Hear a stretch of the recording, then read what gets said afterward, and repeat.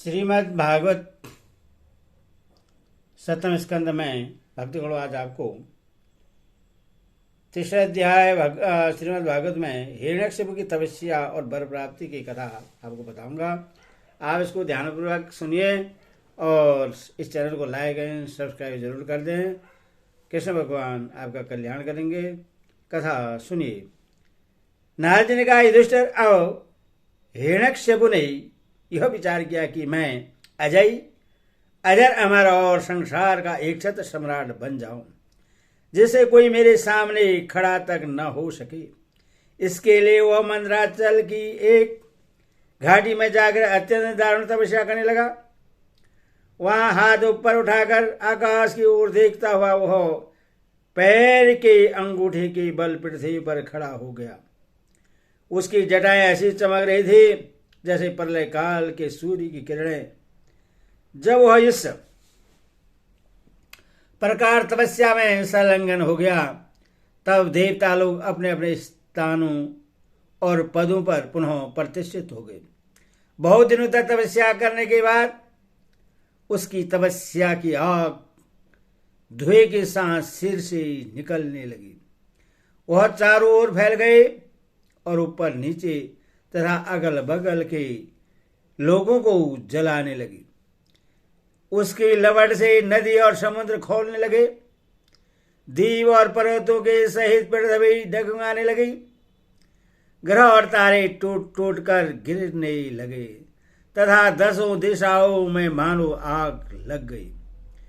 हिरण्यकशिपु की उस तपोमयी आग की लपटों से स्वर्ग के देवता भी जलने लगे। वे घबराकर स्वर्ग से ब्रह्मलोक में गए और ब्रह्मा जी से प्रार्थना करने लगे, हे देवताओं के भी आराध्य देव जगतपति ब्रह्मा जी, हम लोग हिरण्यकशिपु के तप की ज्वाला से जल रहे हैं। अब हम स्वर्ग में नहीं रह सकते। हे अनंत, हे सर्वाध्यक्ष, यदि आप उसे समझे तो अपनी सेवा करने वाली जनता का नाश होने से पहले ही यह ज्वाला शांत कर दीजिए। भगवान, आप सब कुछ जानते ही हैं, फिर भी हम अपनी ओर से आपसे यह निवेदन कर रहे हैं कि वह किसी अभिप्राय से यह घोर तपस्या कर रहा है। वह किस अभिप्राय से यह घोर तपस्या कर रहा है? सुनिए। उसका विचार है कि जैसे ब्रह्मा जी अपनी तपस्या और योग के प्रभाव से इस चराचर जगत की सृष्टि करके सब लोगों से ऊपर सत्य लोक में विराजते हैं, वैसे मैं भी अपनी उग्र तपस्या और योग के प्रभाव से वही पद और स्थान प्राप्त कर लूंगा। क्योंकि समय असीम है और आत्मा नित्य है। एक जन्म में नहीं, अनेक जन्मों में, एक युग में न सही अनेक युगों में अपनी तपस्या की शक्ति से मैं पाप पुण्य आदि के नियमों को पलटकर इस संसार में ऐसा उलटफेर कर दूंगा जैसा पहले कभी नहीं था। विष्णु आदि पदों में तो रखा ही क्या है, क्योंकि कल्प के अंत में उन्हें भी काल के घाल में चला जाना पड़ता है।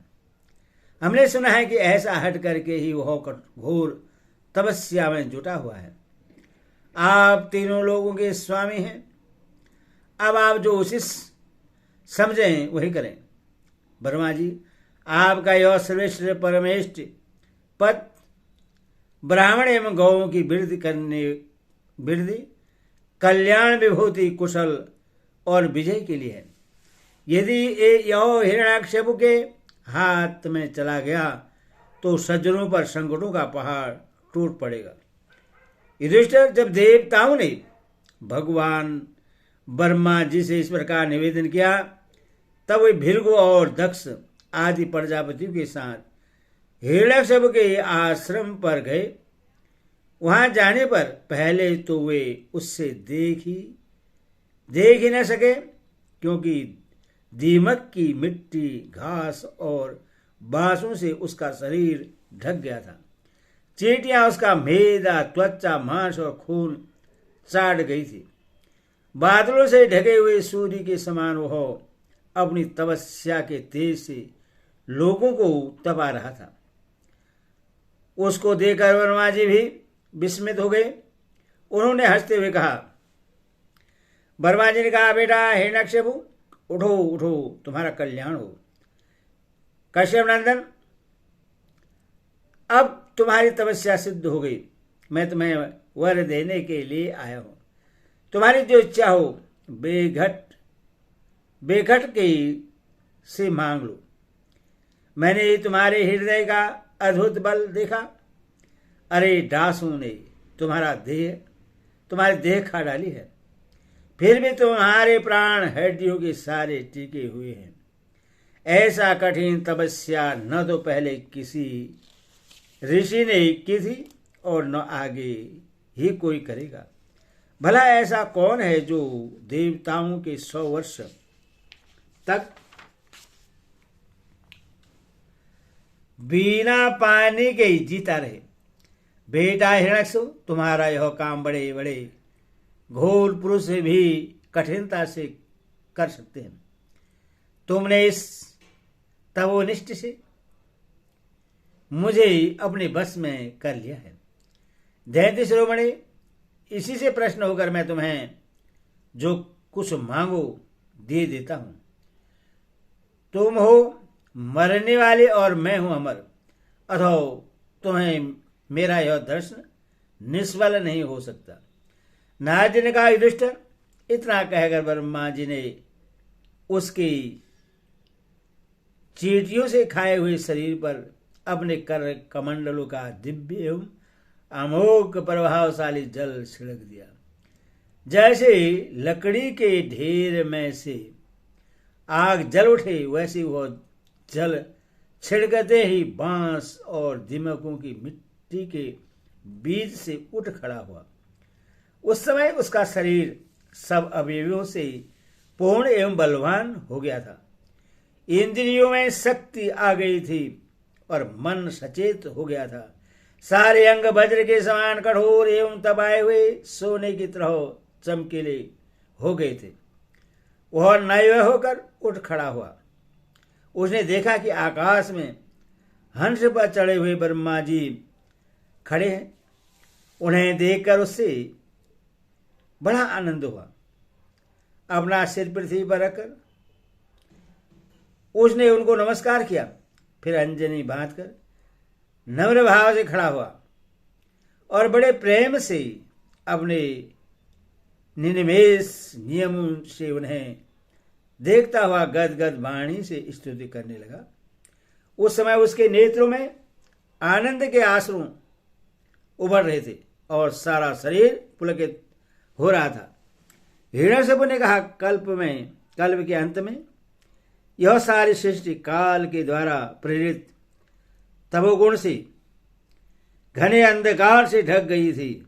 उस समय स्वयं प्रकाश स्वरूप आपने अपने तेज से पुनः इससे प्रकट किया। आप ही अपने त्रिगुणमय रूप से इसकी रचना, रक्षा और सहार करते हैं। आप रजोगुण, सत्वगुण और तमोगुण के आश्रय हैं। आप ही सबसे परे और महान हैं। आपको मैं नमस्कार करता हूं। आप ही जगत के मूल कारण हैं। ज्ञान और विज्ञान आपकी मूर्ति है। प्राण, इंद्रिय, मन और बुद्धि आदि विकारों के द्वारा आपने अपने को प्रकट किया है। आप मुख्य प्राण सूत्रात्मा के रूप में चराचर जगत को अपने नियंत्रण में रखते हैं। आप ही प्रजा के रक्षक भी हैं। भगवान चित्त, चेतना, मन और इंद्रियों के स्वामी आप ही हैं। पंचभूत शब्द आदि विषय और उनके संस्कारों की रचयिता भी महतत्व के रूप में आप ही हैं। जो वेद होता अर्वहु, ब्रह्मा और उद्गाता इन ऋतुजनों से होने वाले यज्ञ का प्रतिपादन करते हैं। वे आपके ही शरीर हैं। उन्हीं के द्वारा अग्निष्टोम आदि 7 यज्ञों का आप विस्तार करते हैं। आप इस संपूर्ण प्राणियों की आत्मा हैं, क्योंकि आप अनादि अनंत अपार सर्वज्ञ और अंतर्यामी हैं। आप एक काल हैं। आप प्रत्यक्ष सावधान रहकर अपने क्षण लव आदि विभागों के द्वारा लोगों की आयु क्षीण करते रहते हैं। फिर भी आप निर्विकार हैं, क्योंकि आप ज्ञान स्वरूप परमेश्वर अजन्य व महान और संपूर्ण जीवों के जीवनदाता अंतरात्मा है। पर हो कार्य कारण चल और अचल ऐसी कोई वस्तु नहीं है जो आपसे भिन्न हो। समस्त विद्या और कलाएं आपके शरीर है। आप त्रिगुणमयी माया से अतीत स्वयं ब्रह्मा है। यह स्वर्णमयी ब्रह्मांड आपके गर्भ में स्थित है। आप इसे अपने में से ही प्रकट करते हैं। प्रभु, यह अव्यक्त ब्रह्मांड आपका मूल शरीर है।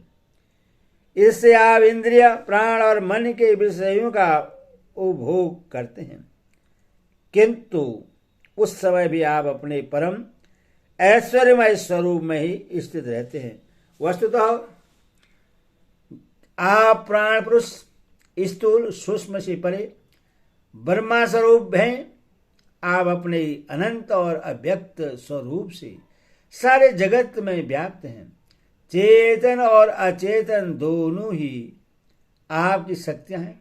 भगवान, मैं आपको नमस्कार करता हूं। प्रभु, आप समस्त वरदाताओं में श्रेष्ठ हैं। यदि आप मुझे अभिष्ट वर देना चाहते हैं तो ऐसा वर दीजिए कि आपके बनाए हुए किसी भी प्राणी से, चाहे वो मनुष्य हो या पशु प्राणी हो या अप्राणी, देवता हो या दैत्य अथवा नागादि, किसी से भी मेरी मृत्यु न हो। भीतर बाहर, दिन में रात्रि में आपके बनाए प्राणियों के अतिरिक्त और भी किसी जीव से, अस्त्र से, पृथ्वी या आकाश में कहीं भी मेरी मृत्यु न हो। युद्ध में कोई मेरा सामना न कर सके। मैं समस्त प्राणियों का एक छत्र सम्राट हो। इंद्रादि समस्त लोकपालों में जैसी आपकी महिमा है, वैसे ही मेरी भी है। तपस्वियों और योगियों को जो अक्षय ऐश्वर्य प्राप्त है, वही मुझे भी दीजिए। हरि ओम तत्सत्।